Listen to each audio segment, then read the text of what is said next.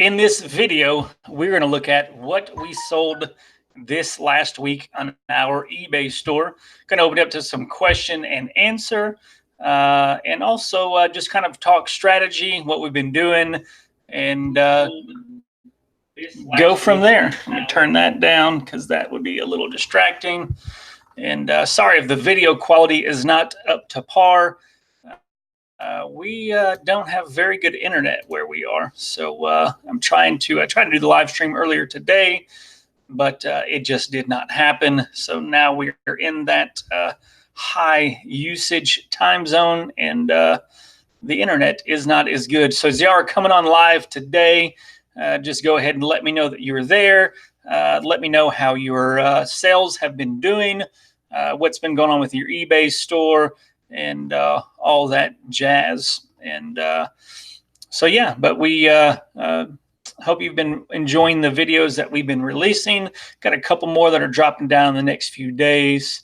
And Jessica and I have been talking. We have committed to putting out a lot more content for you guys, and it's exciting.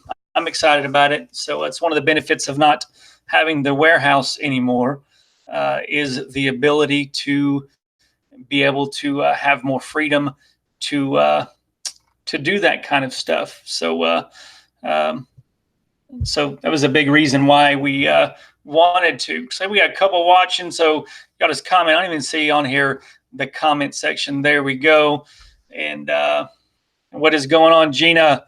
And like I said earlier, kind of what this video is going to be about is just what we sold last week in our eBay store.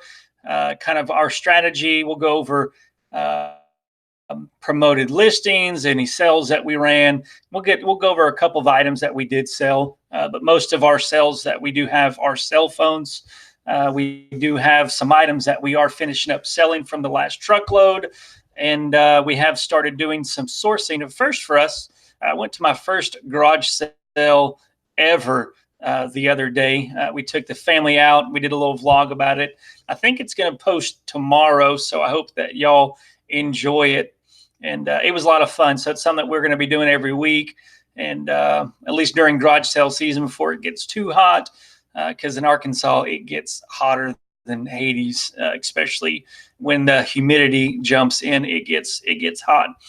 And so yeah, we'll just jump in. I haven't done a Google Hangouts one before. I usually use OBS. I don't know if you ever heard of that software to live stream, that I can do split screen action, but I couldn't figure it out. It was kept lagging and was messing up. So we're going to use Google Hangouts. So I'll go away just for a minute. You won't see my face. That's one of the downfalls of doing it live instead of the pre-recorded, is I'm going to go bye-bye for a little while. But we'll just go over some sales, because some items that we have sold. And if y'all have any questions while I am doing so, just put it in the comments and I'll do my best to answer your questions. So go ahead and split this up, and we will share it. So there we go. So you look here, our sales this last week were $2,100, which was down 28% from the week before for our eBay store. We coming back where we didn't list a whole lot last week. I think we only listed like 80 items last week. I think the week before that we got back from vacation, so I think we only maybe listed 80 items or so that week. And then we were on vacation the week before. We do have a helper, Whitney, who does a lot of the listing for us right now, which is giving us a lot of freedom to do a lot of things. So we did produce that amount of sales. We'll look at kind of our active listings, how many we got. I think we've got around 480 active listings, which y'all see 481 active listings. I go through each day every morning, and I end all of the listings that we sold the previous day. As many of you know, that the eBay changed the good until canceled listings. So now you've got all those listings that are there, that they're going to stay there unless you end them. And we sell a lot of one-offs. We don't sell a lot of repeat items, which we do technically, but a lot of it's the same condition, and people want pictures when it comes to cell phones. So we just create all new listings. I don't know if y'all can hear little Lucas crying in the background, but I think he wants me. So I apologize if y'all can hear him. He's out in the hallway. So we've got 481 active listings, which looks like some of these we have sold already for a total inventory of $1,300 and $700. So just sake with that, we did $2,100 in sales, which I believe is around 80 something items that we sold last week. So we sell a large portion of our inventory every month. We're doing monthly sales right now. We're doing about $12,000 to $15,000. It may not be the rolling 30 days this month, just because of this last week down sales the week before. But generally, we're doing about $12,000 to $15,000. This time last year, we were doing $25,000 to $30,000 in sales. So we're down about half of where we were last year. But we got out. If you've been following our journey for any length of time, we got out of cell phones for several months, and we purchased truckloads because of the cost of phones is way too high. We've got out of doing truckloads temporarily just because we miss cell phones. Cell phones sell fast. They're a lot easier money, but it also gives us the freedom to not have as much space. So we're getting back in the groove of cell phones. So let's take a couple items. We got this one, our highest sales item, I guess that's what I would say, for last week was an iPhone 7, and it was listed for probably 12 or 13 hours, and it sold. We had it listed for $150. We ended up selling it for $135. It's cracked. I try and buy these from people off the street all the time. Usually try and get them for $60 to $70. Granted, when you throw in profit margins, you're only making maybe $50. But the phones sell so fast that I'm fine with spending $65, $70 to make $50 in less than 12, 13 hours. As long as you're not pricing too high, the phones are going to sell pretty quick. Another item we sold this last week was a light fixture. We had it listed for, I don't know, probably 3 or 4 months. I had it on. It was listed for $99. I think when I first had it listed, it was probably $150 because it was new open box. But nobody was buying it, and I just kept lowering the price. We had it $99. We had it listed for a 10% off sale. Somebody made me an offer for $80, and I sold it just because it was like a 4-foot long box. I got tired of it being in the garage. Shipping was ridiculous. I shipped it priority mail, which cost like $34 to California. So it ate a good portion of the profits. But this was part of this was part of the truckload that we had bought in November. So it probably cost us about $10 to purchase the light. So profit margin on that, $80 minus 35, that's 45. So we made about $35 off of it. So that's not too bad. Could have been better if we sold it sooner, but we didn't. I think Lucy's the one that's crying. She woke up. Cool little, I should have kept this one. This was a phone that I have never seen this kind of phone, but it was in bad shape. It was the camera was good. It was I think a 21 megapixel camera, but we've got some cameras, and as you can see, all the scratches on the side. It was in rough shape, but it sold in less than 12 hours after we listed it. Sold it. Somebody paid full price for it, $65. But it was a neat little one. I haven't seen it in the I don't know, 20 or 30,000 phones that I've seen. I have never seen one of those before, so I thought it was kind of cool. Another non-cell phone item that we purchased or we sold this week was a pop-up outlet box, and we sold it for $49.99. It was part of the last truckload that we got in January. So I think we only paid, after it's all said and done, like 50 cents for it, maybe 60 cents. It was priority mail, padded flat rate envelope. So it was a really good profit margin, 60 cents into, we'll say, $38. So that's a heck of a profit margin. I'll take that every day. But a lot of other cell phones, a lot of cell phones. Here's one that we've been getting a whole lot of. I would say, what's going on, Chortello? I don't even know how to say your name. I apologize. Chorlito. Thanks for stopping in. Appreciate you commenting. And like I said, if y'all have any questions while I'm going through this stuff, no, I will not give out my sources. I've worked for a long, long time to get these sources built up, and I'm not giving them away. But this right here was a maternity belt, and yes, that's not my picture. I realize I could be in trouble, but some things you cannot sell without providing a better picture. This maternity belt is one of those. But this little maternity belt, we've been selling them for $17 to $20, depending on if they're on sale or not. This is actually the #1 maternity belt on Amazon, but we are restricted on Amazon. I can't sell it on Amazon, so we're selling it in our eBay store. But we've got, I think, probably there's 12 in here. I think we had about 25 or 30 when we first started, which that pays for a whole pallet.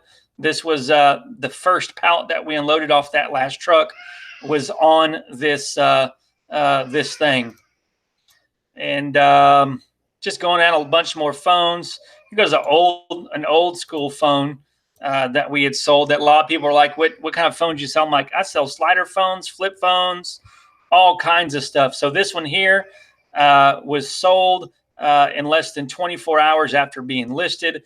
It's an old slider phone. I don't know if any of y'all have had this phone before, or those old slider phone, but that's it. It sold fast for full price. Person wanted it shipped to them faster, so they upgraded shipping on it, and they paid for priority mail. But that was another cell phone that sold pretty quick. Let me see another cell phone that sells pretty quick. Just because people don't think, like, people buy flip phones. This one here, it's a flip phone. This is a very, very popular cell phone. This one is in bad shape, as you can see. It's got lots of scuffs and scratches, but it's sold for 25 bucks. We get lots of phones right here. There's actually an AT&T version of this phone that sells. It's a B470. It sells for even more. It sells for $30 to $35 in used condition.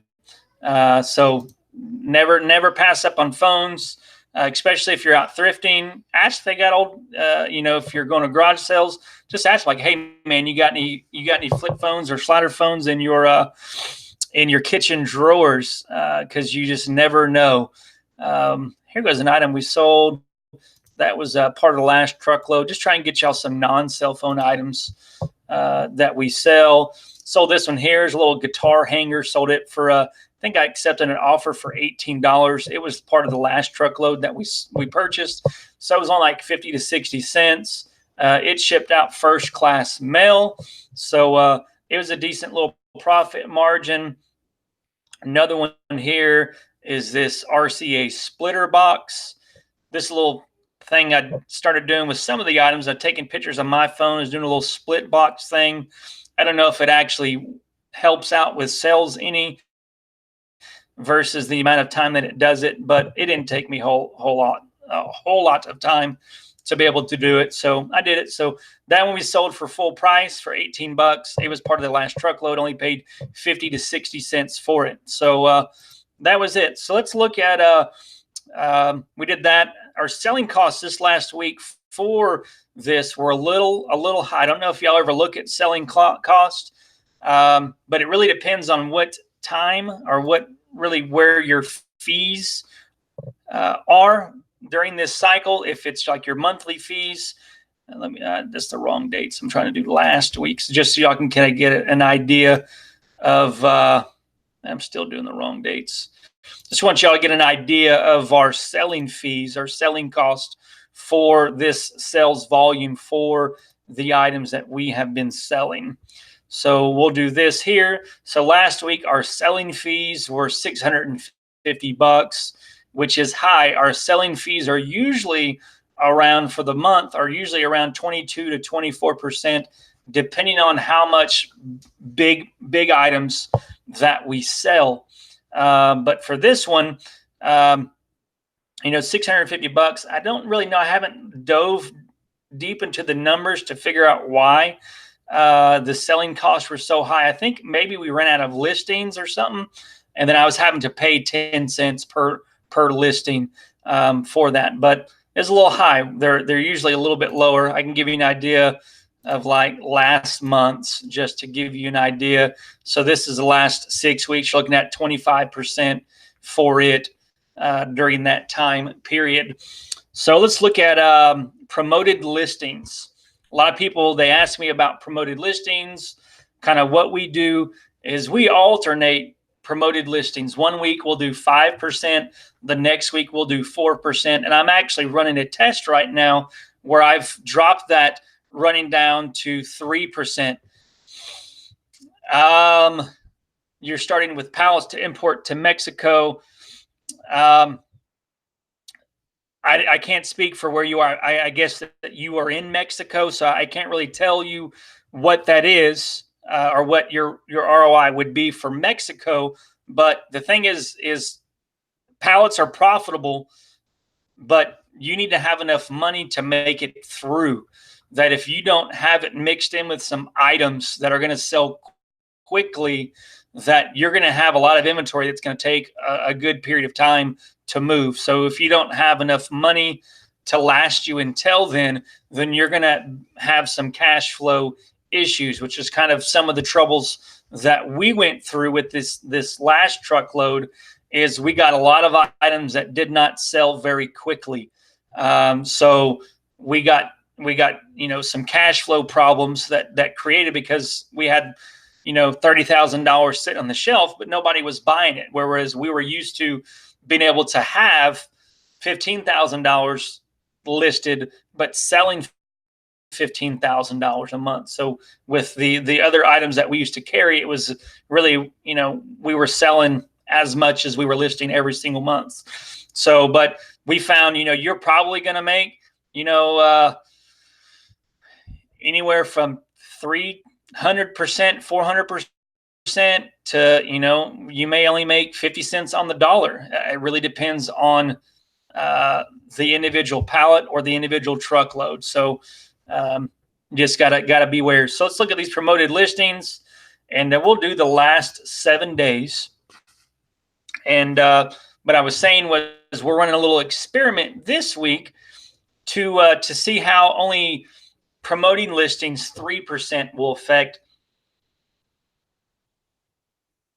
our sales and our promoted listings. So as you see, last week we had there were four. I can't remember if they were 4% last week or 5%. This week they're 3%, like I said. But last week we had roughly 472 listings that were promoted, and we sold 41 items during that time period last week. So you look at 7 days included. That's including today. So there may be some items that sell today, but if we look at that, so we'll just calculate the 6 days. So we take out 7 of those. So today we have already sold 7 items from the promoted listings. So what I have found with promoted listings is that whenever they start to go stagnant, like let's look at maybe, for instance, the last 31 days, is whenever I first start a promotion, I find that my sales are good, but then they drop off. And then I'll end the promotion, I'll wait like 12 hours, and then I'll start another promotion, and I find that my sales increase. As you can see, I started promotion and then they ended. I started a promotion and then here it's, just most of them are going to be down in this level here. I started promotion and then it went through, it ended, and then I started promotion and then it started and then here. So I found, like, if you are doing promoted listings and they have grown stagnant, stop their promotions and then create a new promotion. Like, wait, maybe you ended in the middle of the night and then the next morning you create a new promoted listings, but change the percent up. Play around with the percentages. I know for cell phones, the recommended percentage that eBay suggests is like 19%. And I'm like, no, I'm not paying 19% to eBay to promote my listings when all I have to do is I can do 1% and they're going to show my listing twice. And I think that's one thing that a lot of people they may not understand about promoted listings, that if you don't use promoted listings, at least use it for 1%, because what happens is that's going to just show your listing twice. And so you're going to have double exposure to people. So I think that will help you out. But let's look at the last 7 days. And the last 7 days, granted it's today, so it shows 963. Granted, some of those sales are for today. But let me go ahead and just throw it up just so we can compare apples to apples here. And for those who are watching, if you have any questions about any of this, just let me know during this time.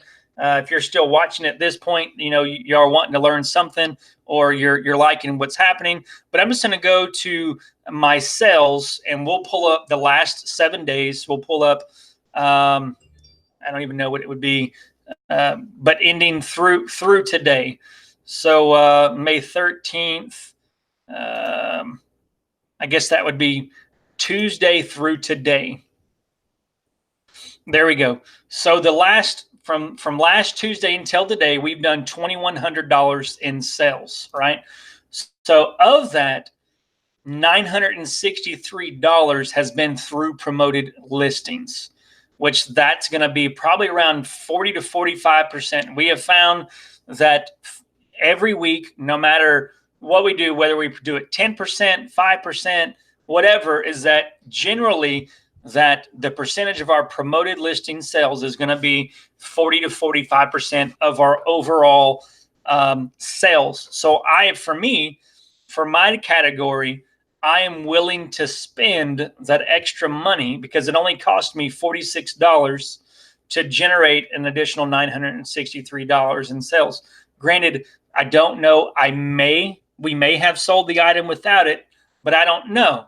But for me, I'm comfortable with spending that. So 41 items, the last one we sold 11 on May the 8th, and then going down May the 3rd, May the 5th. Usually when I start seeing this right here, like just a few after, high levels, I just end the promotion and then I start a new promotion, and it helps out. So we've already, this promotion, since I started it, I don't know, this morning or whatever that it's calculated, it's already $256 in sales for it. So that's just from the promoted listings from I think I started it last night sometime. So I've got it automatically to end on May the 18th. I think that's Friday. So on Saturday morning, I'll wake up, I'll start a new promotion. I'm probably going to do 2% next week and then go down to 1 just to kind of get an idea of some weekly trends to kind of see what we're working with. And let's go to our seller dashboard, see if there's anything else that we want to go over. And usually people ask about returns. This is not where I wanted to go, but let's go to service metrics. A lot of people ask about returns in electronics. So for the period that we're working on, the latest period, February 1st through April the 30th, my return percentage for cell phones and accessories which there's been 540 sales during that time period, was 2.78%, which is average. Granted, it's the peer-to-peer. I don't know if y'all have done the studies with the free, the returns and service metrics and all that. It gets a little wonky. So I'm hoping they do some changes to it. But that's where we're at. I'm okay with 3%. If you look at over here, wrong item. These are, if you know, y'all know with returns, people open up returns. They say it's the wrong item. A lot of times they're not reading the listings.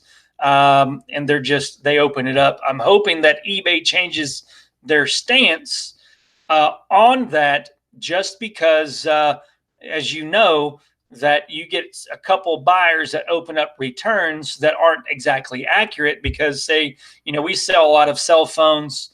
I'm gonna switch back, and I don't even know what we're doing there. There we go.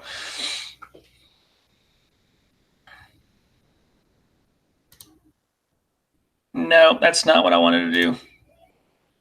That's what I wanted to do. So as you know, like, all you have to do is have a couple of buyers that they open up a return.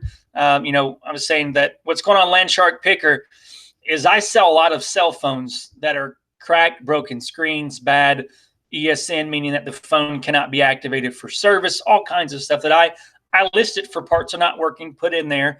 Like last week, for instance, I sold a $70 cell phone that I put in the description that this phone has a bad IMEI number, that it cannot be activated for service.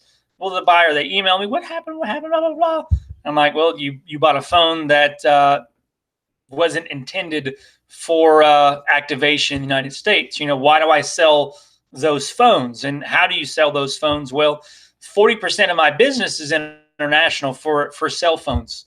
Is that, if you don't know that, is that the international market, especially in the Middle East, Dominican Republic, the Caribbean islands, even over in Hong Kong now, when it comes to high-end iPhones, it is a huge market for cell phones.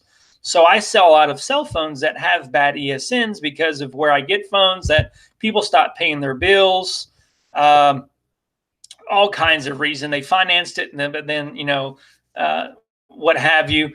But that only applies to the United States. Is that the international codes for cell phones is that the United States has pretty much created a monopoly on it, where they don't give you the freedom to be able to change service providers. Whereas internationally, every cell phone comes unlocked, to where all you have to do is get a different carrier's SIM card, put it in your phone, and it'll start working. So a lot of these countries, it doesn't matter to them whether it's a good IMEI number or a bad one, they're still going to be able to use it. So with that buyer, they admitted in there that their boyfriend purchased the phone and they did not read it. But still, when they opened up the return, they opened it up as does not work or is defective. I can't remember. Yeah, not working or defective. And I'm like, but that's not the case. It was working the way I sold it, but you just didn't read it. So I know there's been some conversations with eBay for Business that they're supposed to change that up, and they're supposed to provide an environment where eBay will start looking at those individual cases to overturn or to put those in the correct category. Because if you don't sell a lot, if you're a part-time reseller, I mean, for me, a full-time reseller, we're selling 500 to 800 items per month.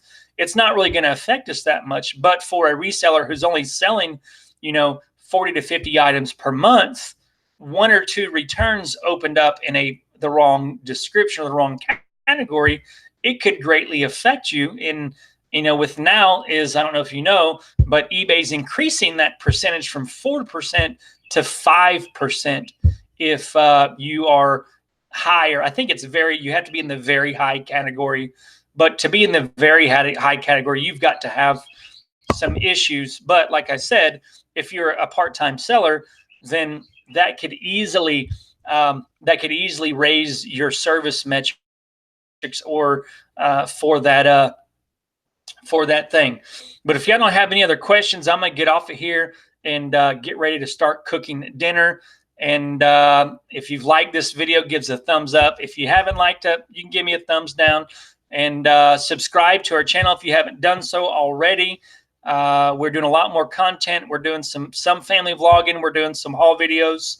So at the beginning of the video, we've got took the family out garage selling on Friday, so we've got a video for that. Hit up a couple thrift stores on Saturday, and we're gonna do that. We've got some how-to videos. I just did a video the other day about sending offers to buyers. If you're an eBay or you've been selling eBay for a while, you might know about that already, but I found a way that I haven't seen anybody else talking about it, so you may want to check that video out. But until next time, peace.